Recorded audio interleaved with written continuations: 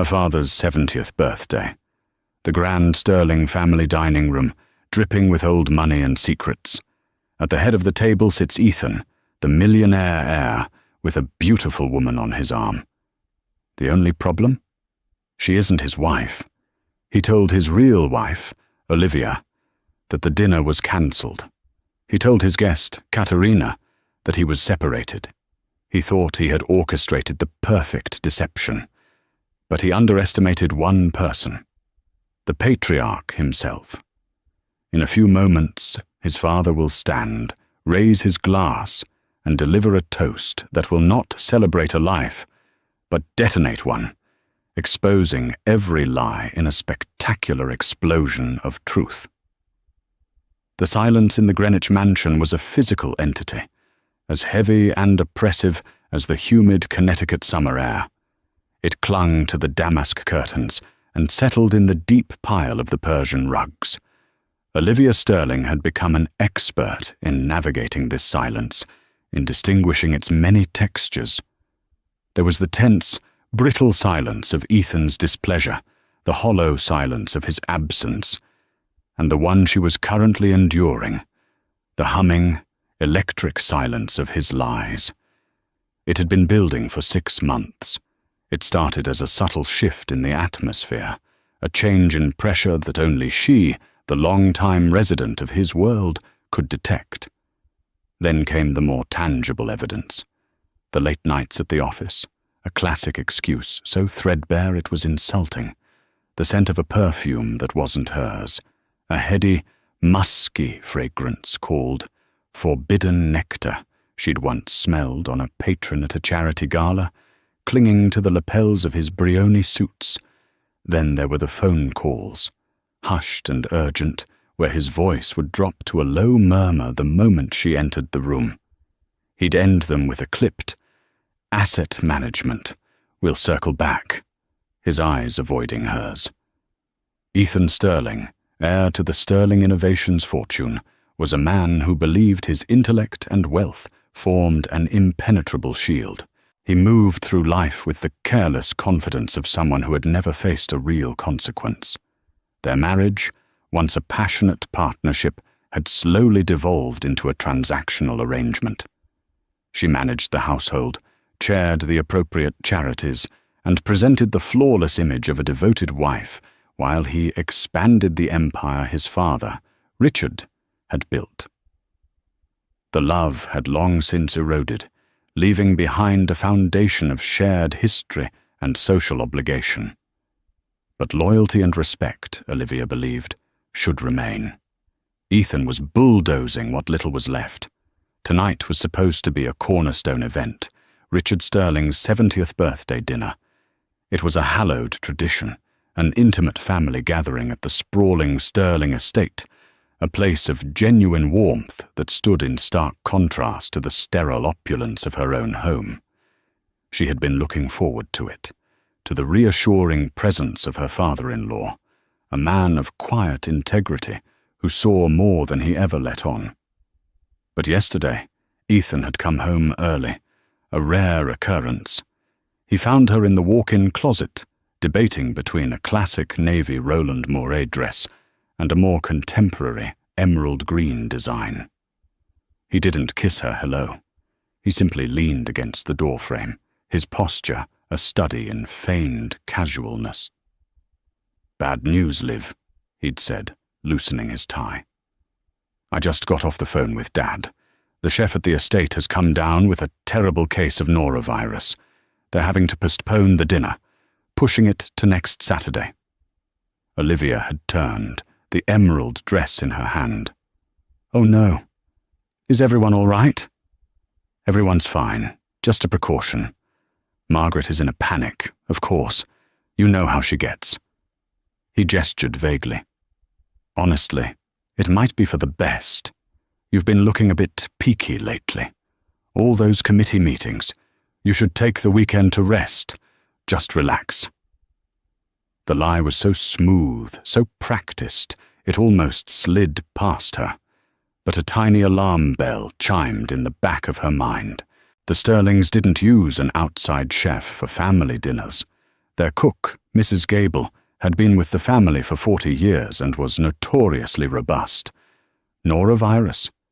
It seemed unlikely, and the look in Ethan's eyes, a flicker of something she couldn't quite name, a mixture of pity and impatience, made the fine hairs on her arms stand up. "Peaky," she repeated, her voice carefully neutral. "I feel perfectly fine." "You're pale," he insisted, walking over and placing a cool hand on her forehead, in a gesture that was meant to be caring, but felt clinical and dismissive. "A little warm, maybe. You deserve a break. I'll have to run into the city tomorrow night anyway. Some last-minute meeting with the Tokyo investors that I can't get out of. So you'll have the whole house to yourself. Order in, watch a movie. My treat." He was not just lying. He was actively constructing an alternate reality for her, walling her off from his real life. He wanted her out of the way. The reason was as clear as the 10-carat diamond on her finger. The dinner wasn't postponed.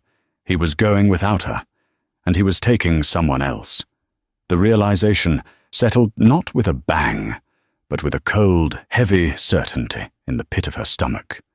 She had played her part, nodding and expressing her disappointment about the dinner. She allowed him to see what he wanted to see, the compliant, slightly unwell wife who would be tucked away for the weekend. Now, on the night of the dinner, the house was cavernous around her. She had spent the day in a fog of disbelief and mounting fury. Every object in their shared life seemed to mock her. The photograph on the mantelpiece from their wedding 10 years ago. 2 bright young people smiling at a future that had curdled. The expensive art on the walls, chosen for its investment potential, not its beauty. It was all a facade, a gilded cage, and she had only just realized the door had been open all along. She just needed the courage to walk through it. She picked up her phone, her thumb hovering over her father-in-law's number. What would she even say? "I think my husband is cheating on me and is bringing his mistress to your birthday dinner." It sounded hysterical, paranoid. She had no concrete proof, only a deep, gut-wrenching intuition and a web of transparent lies. She needed more. Her phone buzzed, startling her. It was her friend Jessica, a woman with a penchant for high-end retail therapy and gossip. "Olivia, you will not believe who I just saw leaving Cartier on 5th Avenue. You're Ethan." And he was with a statuesque brunette who looked like she'd just stepped off a runway.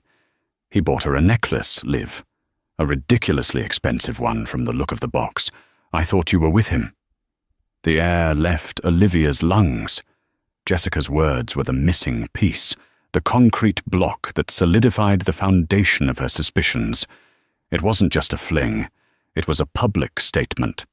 He was parading this woman around, buying her trinkets from the same stores where he'd once bought Olivia's engagement ring. The disrespect was breathtaking. "No, Jess," Olivia said, her voice eerily calm. "I wasn't with him. He told me he was in a meeting." "Oh, honey," Jessica breathed, the sympathy in her voice making Olivia's skin crawl. After she hung up, Olivia sat motionless for a full 10 minutes. The hurt was a physical ache in her chest, sharp and debilitating. But beneath it, something else was beginning to stir. A cold, hard anger. Richard Sterling valued loyalty and family above the billions in his bank account. He abhorred deceit. Ethan was not just betraying his wife, he was dishonoring his entire family, sullying his father's milestone birthday with a tawdry affair. She stood up, her movements precise and deliberate. She walked back into her closet, past the navy and emerald dresses. She pulled out a simple, elegant black cashmere dress. She slipped on a pair of understated pearl earrings, her wedding ring feeling like a lead weight on her finger. She looked at her reflection in the mirror. The pale, tired woman Ethan had described was gone. In her place was a woman with fire in her eyes. a woman who was done being silent. She grabbed her car keys from the marble bowl by the door. She wasn't going to call. She wasn't going to send a text. She was going to drive to the Sterling estate. She didn't know what she would do when she got there. She only knew she would not spend one more second locked inside this gilded cage. The lie of her life was about to collide with the truth, and she was going to be there to witness the wreckage. Katerina Vance studied her reflection in the gilt-edged mirror of her Upper East Side apartment, the kind of apartment she'd only ever seen in magazines. The rent was astronomical, a figure that would have made her gasp a year ago, but it was paid for, seamlessly, by Ethan. Just like the dress she was wearing. It was a slip of crimson silk by Valentino, a color that made her olive skin and dark hair seem incandescent. Around her neck lay the cool, heavy weight of her newest acquisition, a Cartier love necklace, its diamond-studded circle, a shimmering promise of the life she was about to step into. A year ago, Katerina had been a junior analyst at a rival firm, buried under spreadsheets and fetching coffee, her sharp mind and ambition constrained by a corporate ladder. She was expected to climb one slow rung at a time.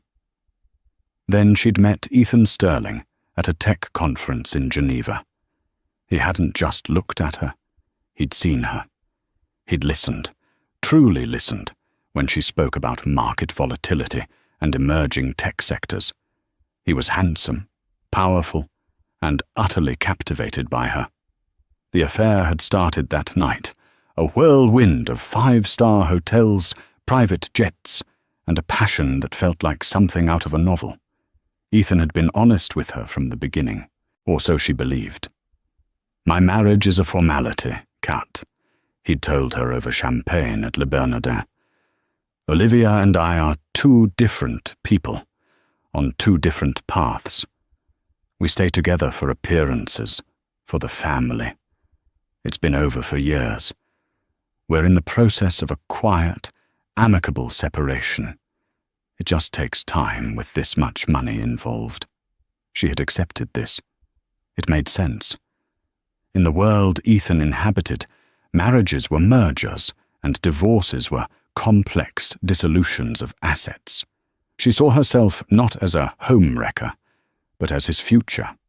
He was breaking free from a cold, loveless past, and she was the vibrant, intelligent partner he deserved. He treated her like a queen, but more importantly, he treated her like an equal. He valued her opinions on business, praised her insights, and promised her a role at Sterling Innovations once the dust settled. 2 nights ago, he had presented her with the invitation. He'd arrived at her apartment with the red Valentino box and the smaller, iconic Cartier one. "I want you to come with me to a dinner on Saturday," he'd said, his blue eyes sparkling with excitement. "It's for my father's 70th birthday. It's time he met you." Katerina had felt a jolt of panic, followed by a wave of elation. "Your father?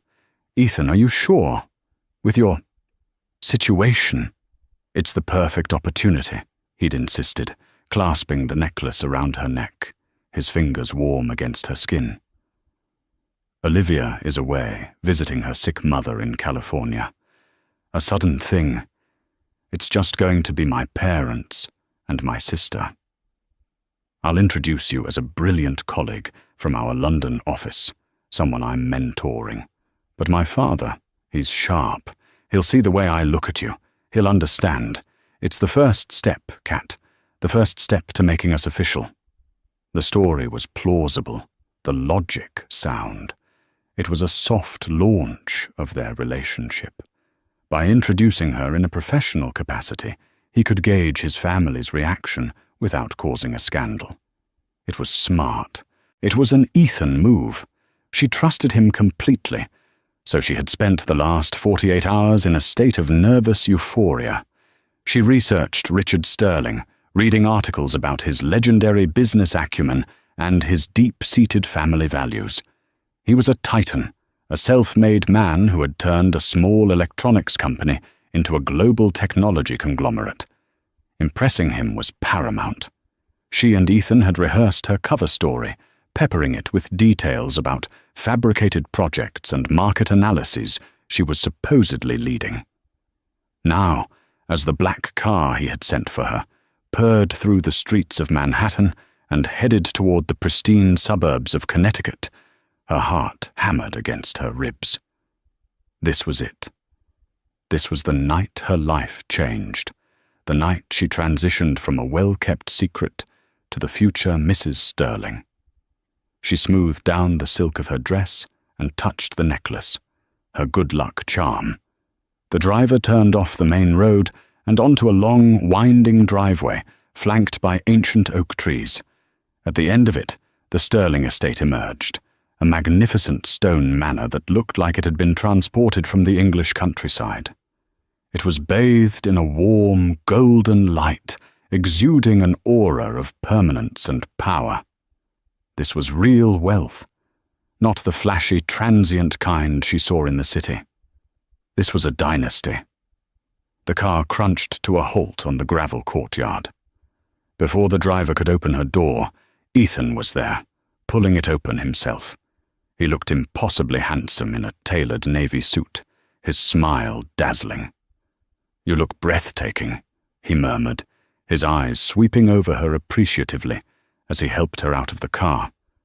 "Absolutely perfect." He squeezed her hand. "Ready?" "As I'll ever be," she whispered, allowing him to lead her up the stone steps to the massive oak doors. The moment they stepped inside, she felt as if she had entered another world.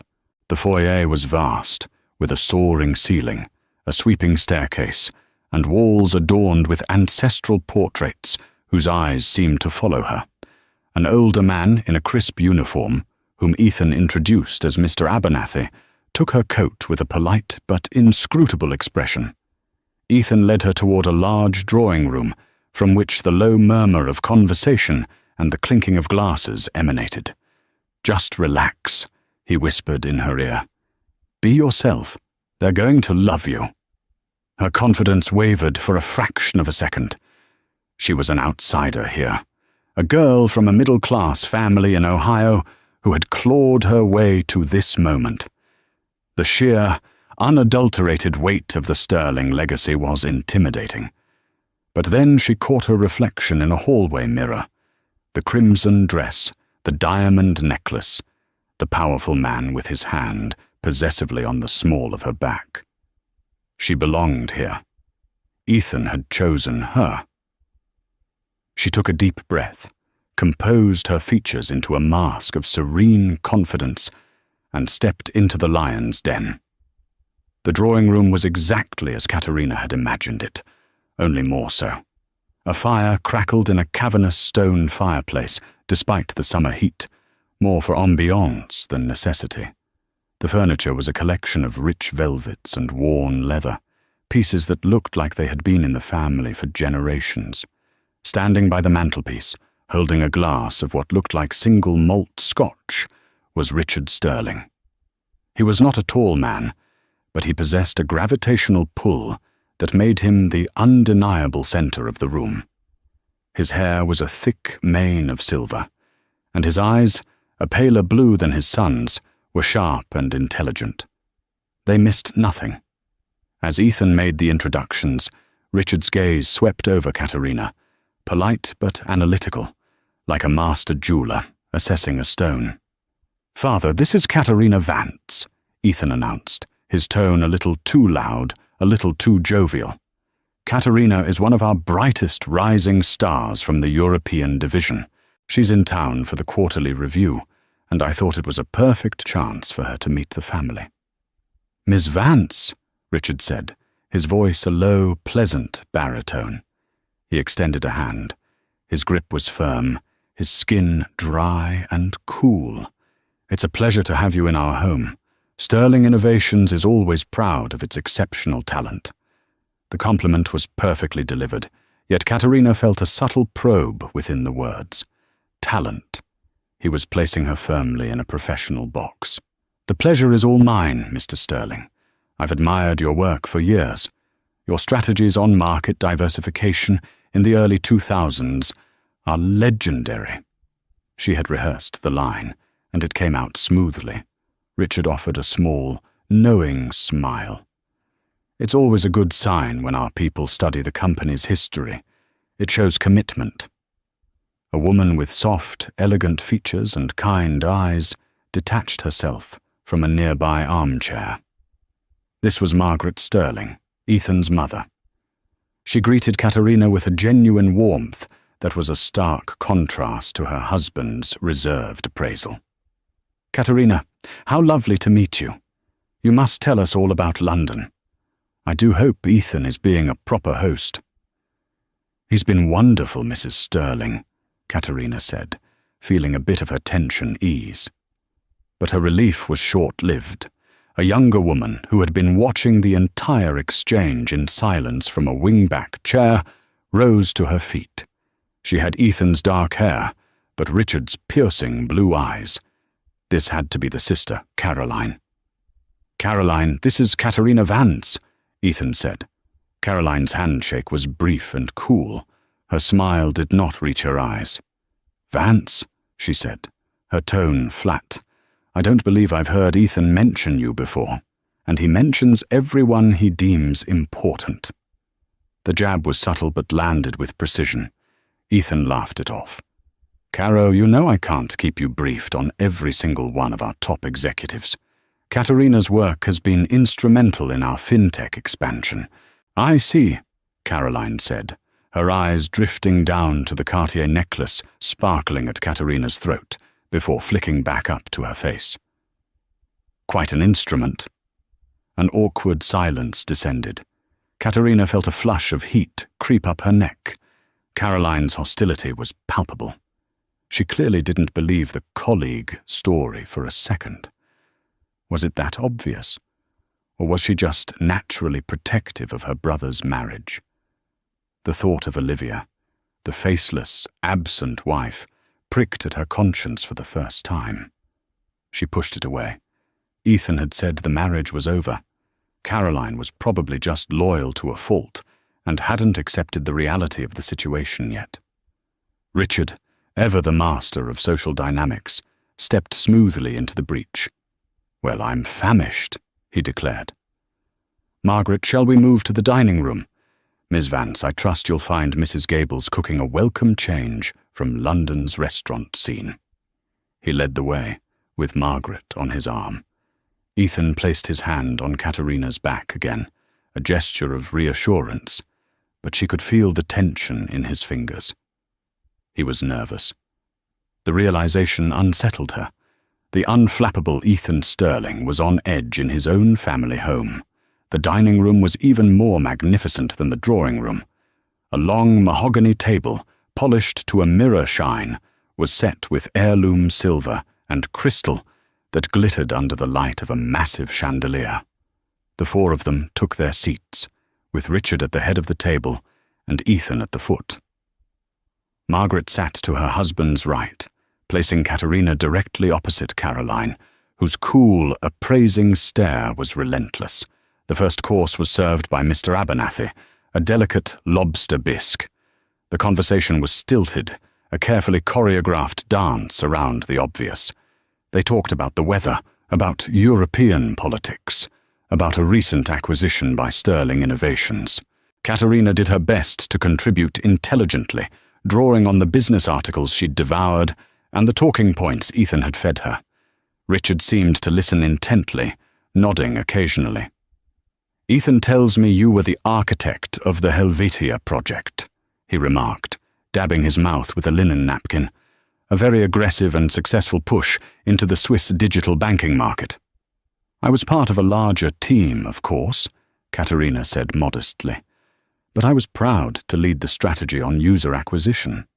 This was one of the key elements of her cover story. "Fascinating," Richard said, his eyes twinkling in a way that seemed both curious and dangerous. "I was under the impression that was spearheaded by Robert Ackerley. I had lunch with him in Zurich last month. A brilliant fellow. He never mentioned your name." The blood drained from Katerina's face. It felt like the floor had dropped out from under her. It was a direct hit, a test she hadn't prepared for. She looked to Ethan for help, but he was suddenly engrossed in swirling the wine in his glass, his jaw tight. She scrambled for an answer, her mind racing. "Mr. Ackerley is the overall head of the division, of course," she managed, her voice a little too high. "He operates at the 30,000-foot level. I was on the ground, leading the tactical implementation. We didn't interact directly." It was a weak recovery, and she knew it. Caroline let out a barely audible scoff. Richard didn't press the point. He simply nodded slowly, a thoughtful expression on his face, and changed the subject. "Well, it's a competitive world. It takes a certain kind of person to thrive in it, someone willing to take risks, to be bold." He looked from Katerina to his son. "Wouldn't you agree, Ethan?" Ethan finally looked up, a forced smile plastered on his face. "Absolutely, father. Boldness is the sterling way." Katerina took a sip of water, her hand trembling slightly. This was not a friendly family dinner. It was an interrogation. Richard Sterling was not just making conversation. He was gathering information, testing for weaknesses in her story. And Caroline was his silent, hostile accomplice. She suddenly felt very alone, a pawn in a game whose rules she didn't fully understand. The beautiful crimson dress felt like a costume, and the diamond necklace a brand. She glanced at Ethan, hoping for a sign of solidarity, but he refused to meet her gaze. He was too busy trying to survive in the den of the lion he called a father. As Mr. Abernathy cleared away the bisque bowls and served the main course, a perfectly roasted rack of lamb, an oppressive silence settled over the table. It was broken only by the clink of silverware against porcelain. Katerina tried to eat, but the food tasted like ash in her mouth. Every bite felt like a performance, every movement scrutinized by Richard's analytical gaze and Caroline's open contempt. Ethan, sensing the disastrous turn the evening was taking, attempted to seize control of the narrative.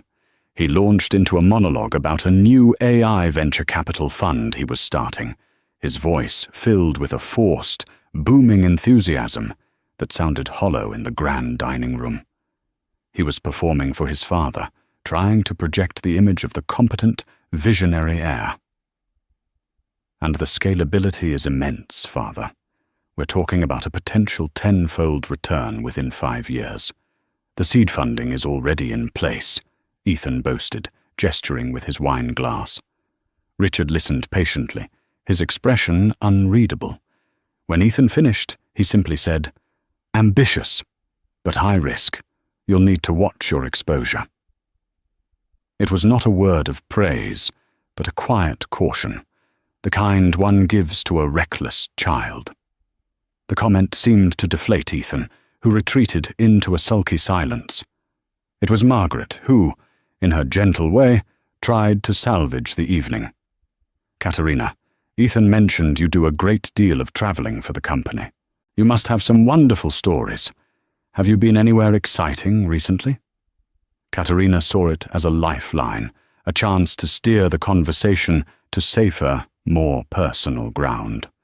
"Oh yes, it's one of the perks of the job," she said, forcing a bright smile. "We just closed a deal in the Caribbean. I spent a week in St. Bart's last month. The weather was divine." She said it innocently, a throwaway line meant to be pleasant. But as soon as the words left her mouth, she felt the atmosphere shift. Caroline, who had been pushing a single pea around her plate, suddenly looked up, her eyes narrowed into slits. "St. Bart's," Caroline repeated, her voice laced with a strange intensity.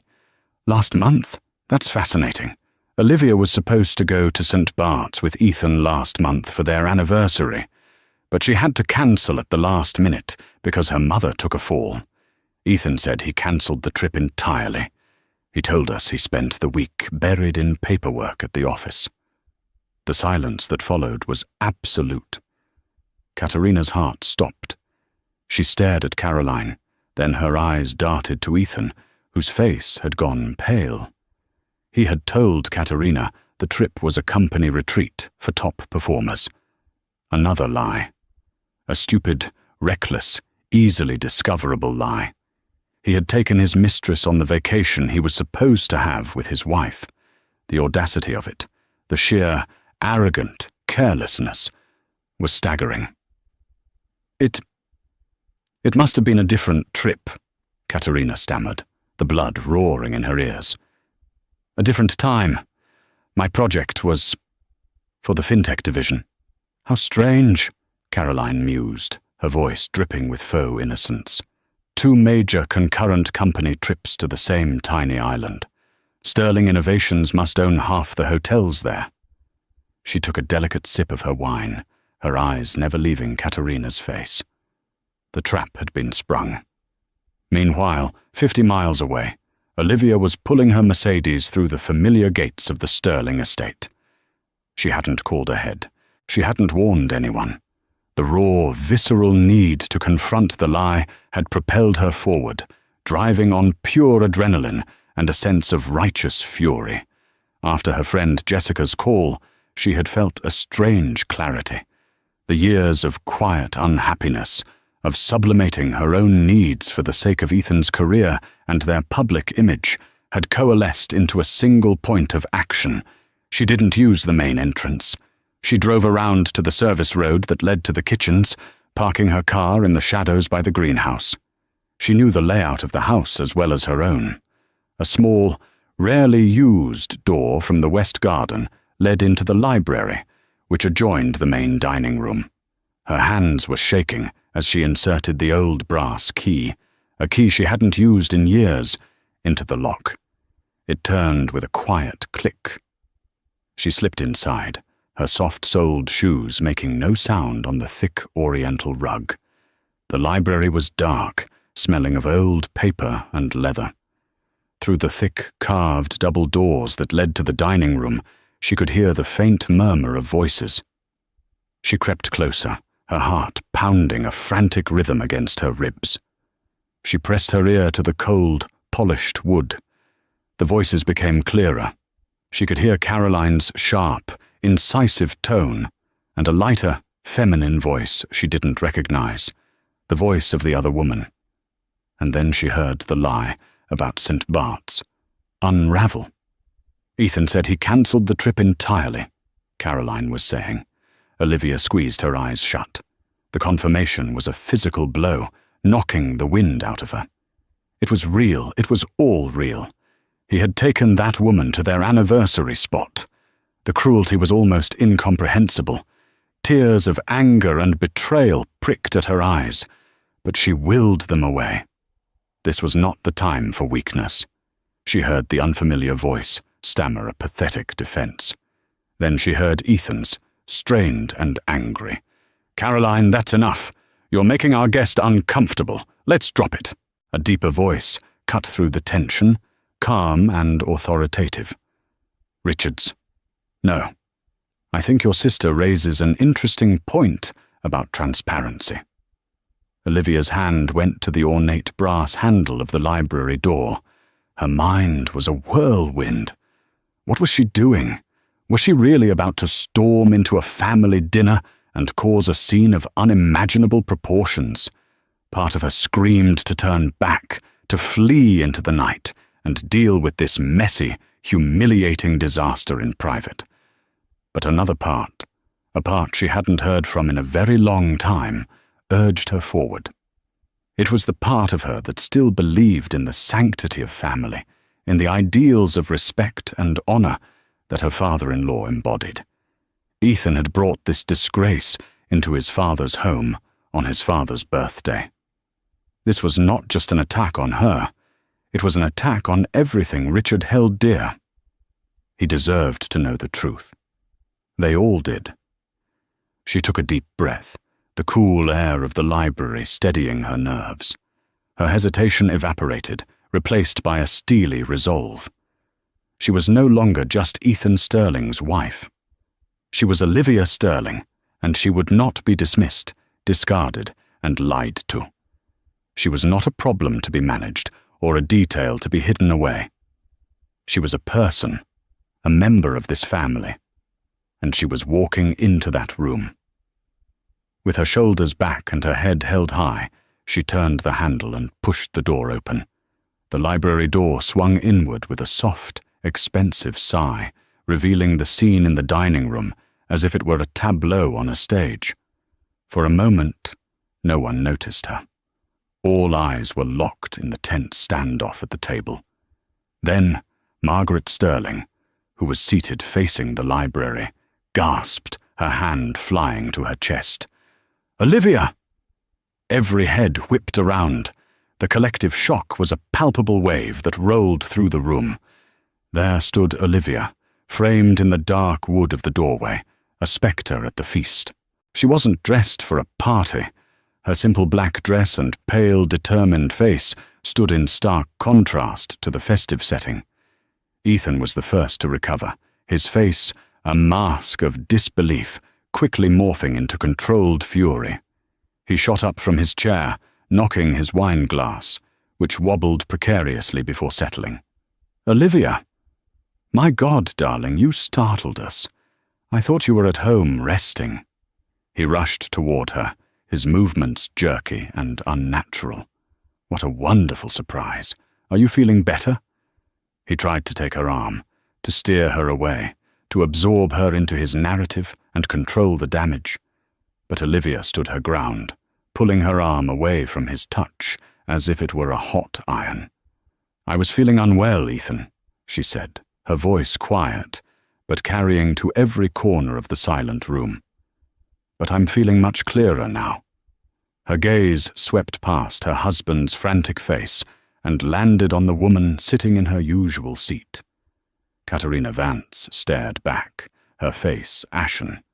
The confident, brilliant colleague had vanished, replaced by a woman drowning in a nightmare. The crimson dress now looked garish, the diamond necklace a brand of shame. In that instant, Katerina understood everything. The absent wife wasn't away in California, the marriage wasn't over, and she was not a respected colleague. She was the tawdry secret, dragged into the light and put on display for the family she had hoped to impress. A wave of humiliation so intense it made her physically nauseous washed over her. Caroline watched the scene with a look of grim vindication, while Margaret looked back and forth between Olivia and Ethan, her expression one of dawning horror and confusion.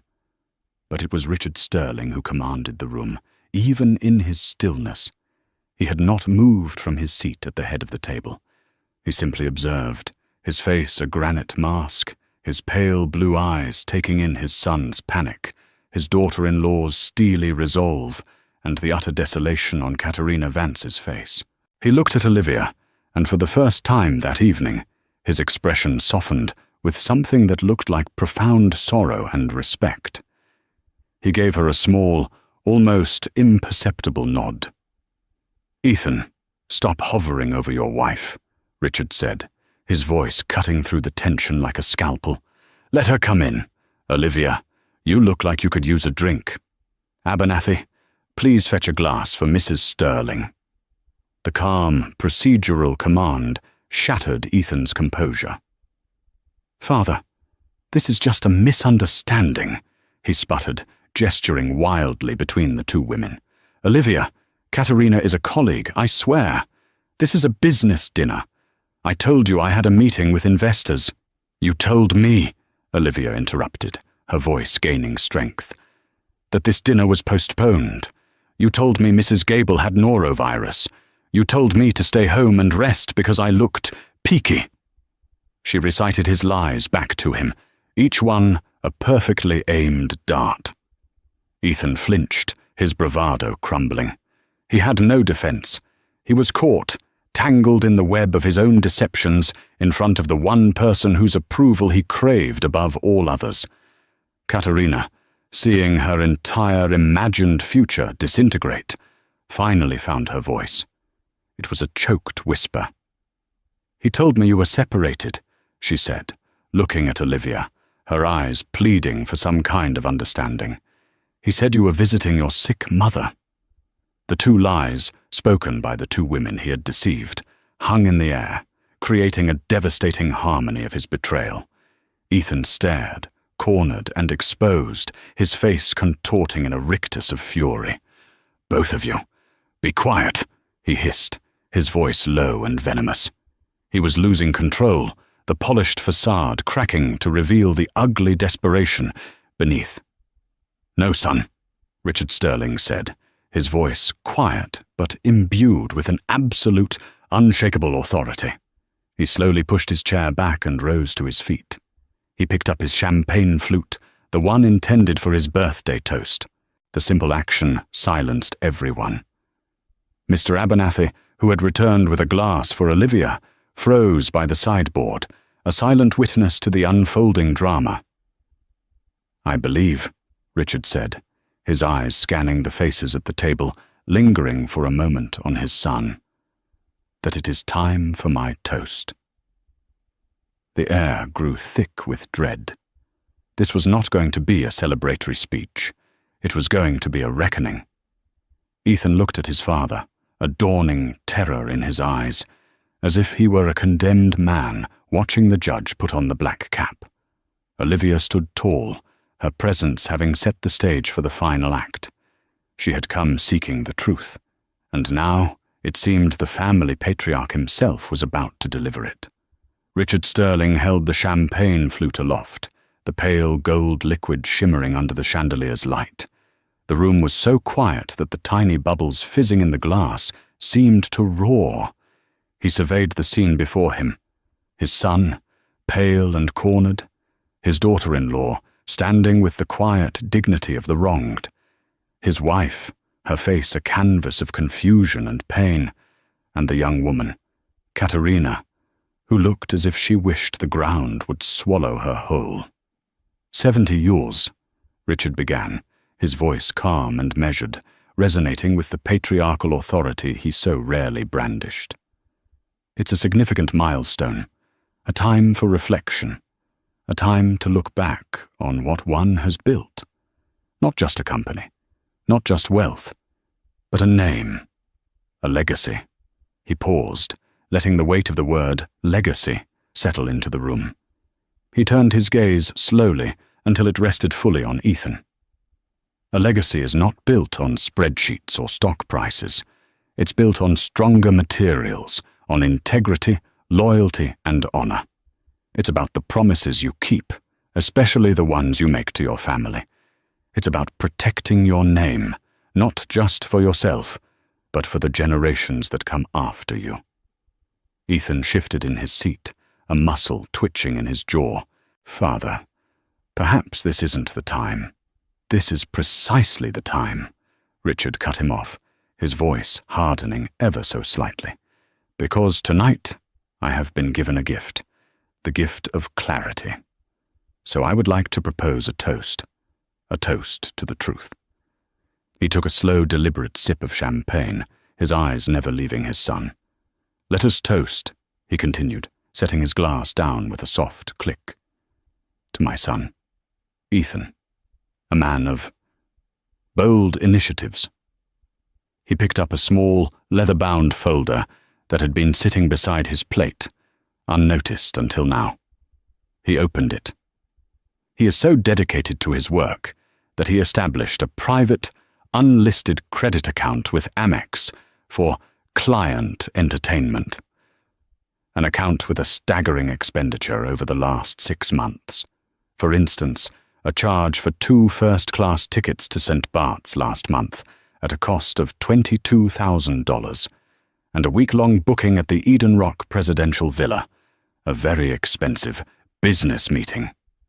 Katerina let out a small, strangled sob.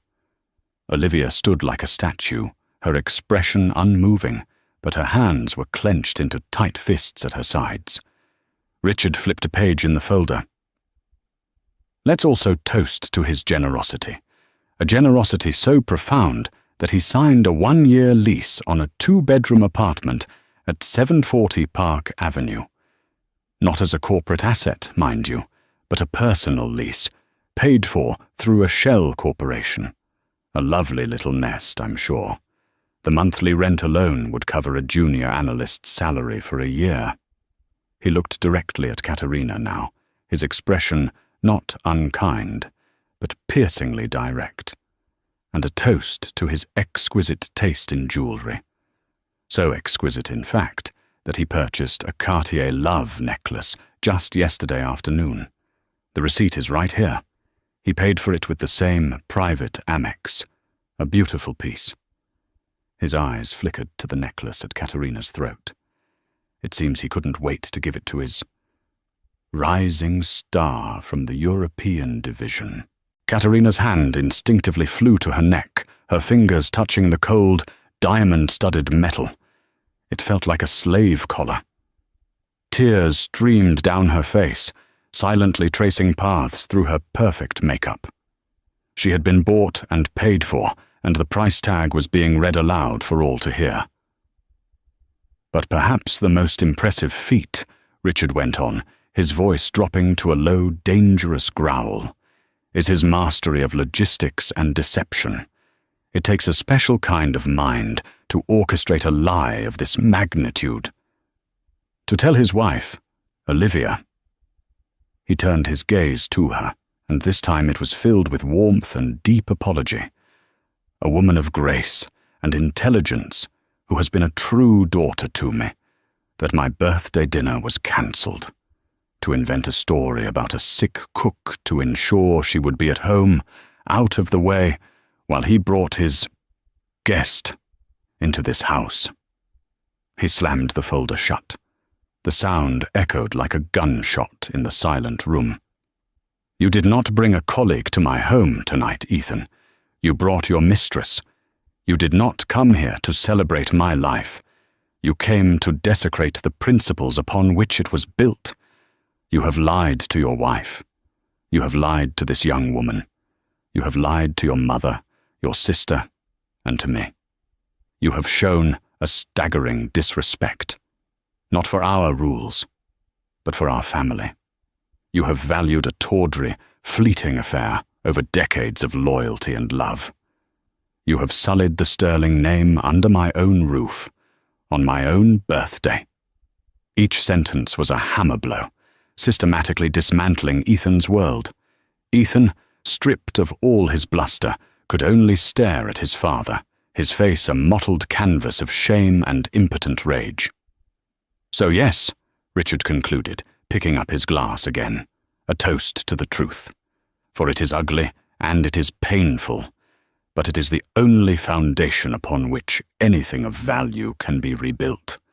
He paused, his eyes sweeping the room one last time, or in some cases, demolished. He drained his glass in one swallow and set it down on the table with a final, definitive thud. The sound sealed Ethan's fate. The toast was over. The truth was out. And the Sterling family, as they knew it, was irrevocably shattered. The silence that followed Richard's toast was heavier and more profound than any that had come before. It was the silence of a battlefield after the final shot has been fired. The destruction was total. Ethan was the first to break. He surged to his feet, his chair screeching back against the hardwood floor. His face was flushed with a furious, desperate energy. "How dare you?" he spat at his father, his voice cracking. "How dare you humiliate me in my own home? In your home?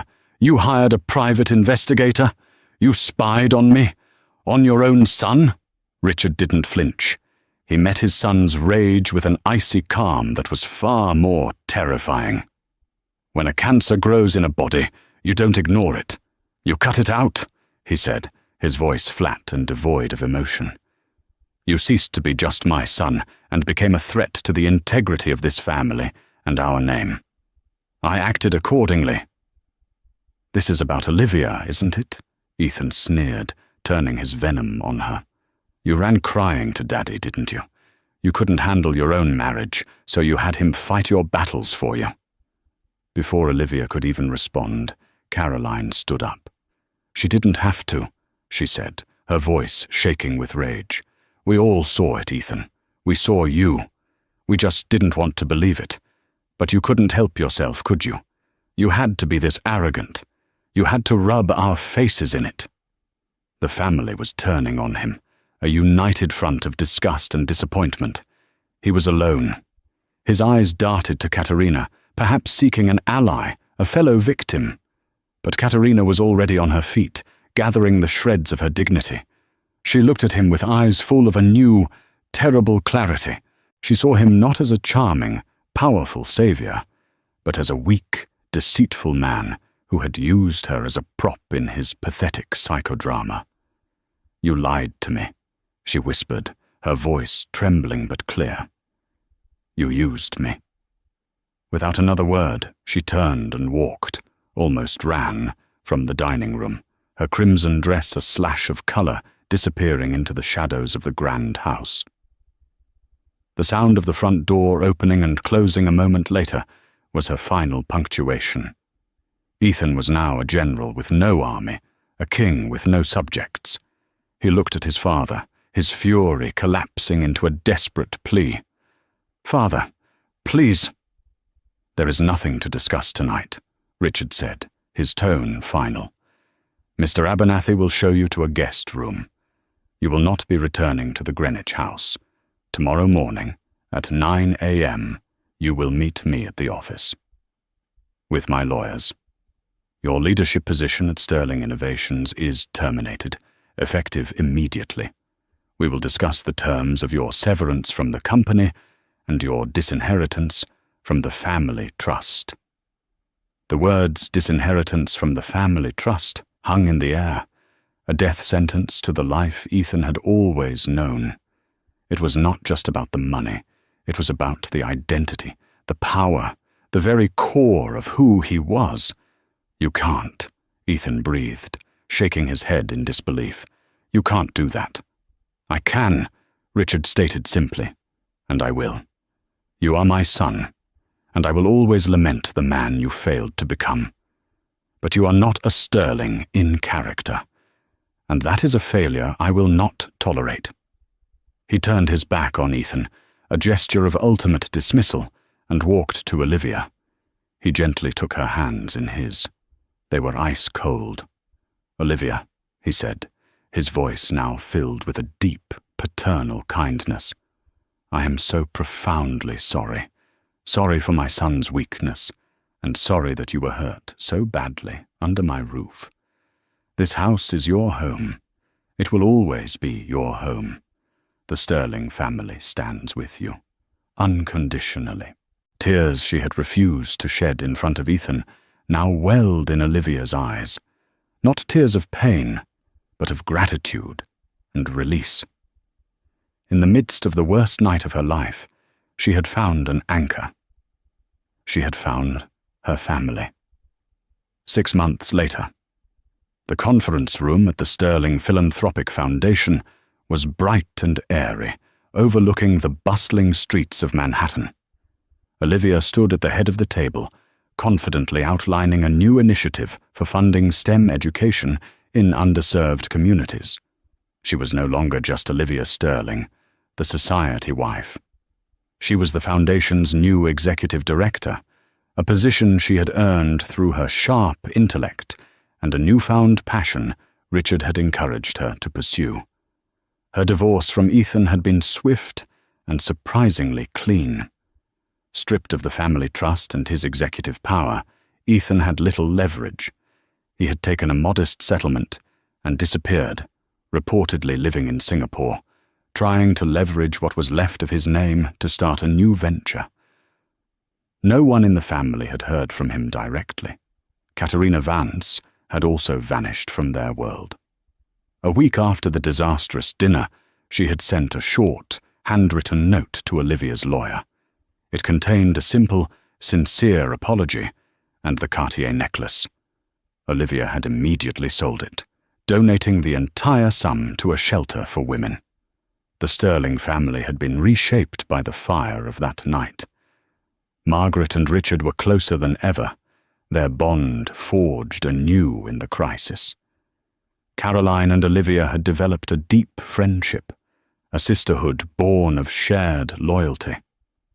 The family dinners at the estate continued, but they were different now, smaller, quieter, and filled with an honesty that had been absent for years. The legacy Richard had spoken of was being redefined. It was no longer just about corporate power and immense wealth. It was about resilience, integrity, and the strength to excise the parts that threatened to corrupt the whole. Olivia, once trapped in a gilded cage, had found her freedom, not by leaving the family, but by helping to rebuild it on a foundation of truth. She had lost a husband, but she had gained herself, and in doing so had secured her true place in the Sterling legacy. And that's how a single birthday toast became a weapon of truth, dismantling a web of lies and deceit in one unforgettable night. Ethan Sterling thought his money and power made him untouchable, but he forgot that true strength lies in character, not in a bank account. Olivia's courage to confront the lie and Richard's refusal to tolerate dishonor saved more than just a family's reputation. It redefined their very legacy. What do you think? Was Richard's public takedown of his own son justified, or should he have handled it in private? Let us know your thoughts in the comments below. We read every single one. If this story of betrayal and ultimate justice resonated with you, please give this video a thumbs up, share it with someone who loves a good story, and make sure you subscribe and hit that notification bell. We have more incredible real-life dramas coming your way that you won't want to miss.